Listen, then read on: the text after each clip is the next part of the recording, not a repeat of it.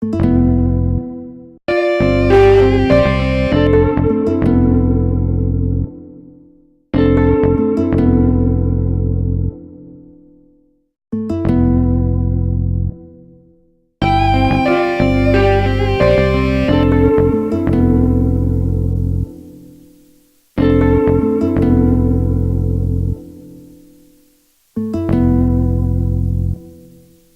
الله الرحمن الرحيم داوديال waxaan ku guda jirnaa barnaamijkeena kobcinta ganacsiga ee Kalsan TV waxaanu joognaa Dubai isu tag Imaaraadka Carabta waxaanu jecelnahay inaan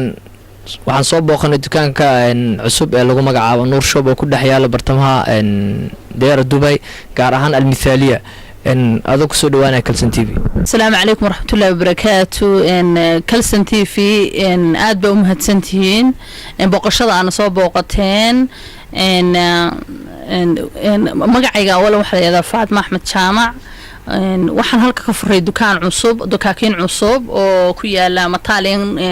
fooqa Mataalinka dukaakiinta soo iibisa waxaanu iibinaa dharka kala gedisan sida duruucda cambuurada goonooyinka xijaabada yani unsiga cadarka dhammaan waxyaalaha soo dhan baanu iibinaa wanu ka ganacsanaa Yurub waa u dirnaa Soomaaliya waa u dirnaa Afrika waa u dirnaa meel kasta waa u dirnaa meel kasta waa u dirnaa dadku kaargooyadan u saaraa qofkii naga soo dalbado wax dadka discount baan u sameynaa ruucda iyo gabsaaraha aysan halkee lagu soo sameeyaa wadan ahaan qaar waxa lagu soo sameeyay Hindiya qaar waxa laga keenaa Germany qaar waxa laga keenaa dhul kala duwan oo fara badan baa laga keenaa Japan baa laga keenaa adinku ma magic bas ma sameeysan mise jumlad iyo tafaariiq labada waa sameynaa labada waa bixinaa qofka customerka waxaan ugu baaqi lahaa inay soo booqdaan oo ay naga gataan wixii aanu hayno oo discount baan u sameynaynaa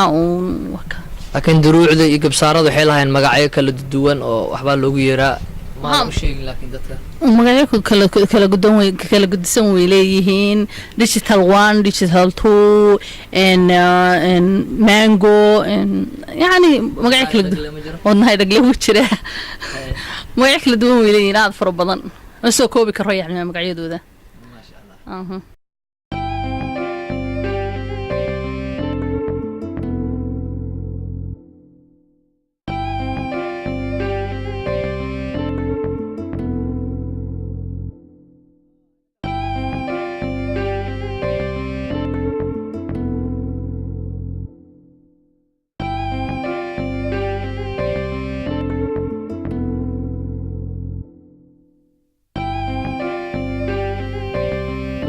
idinkuna aad ba u mahadsantiin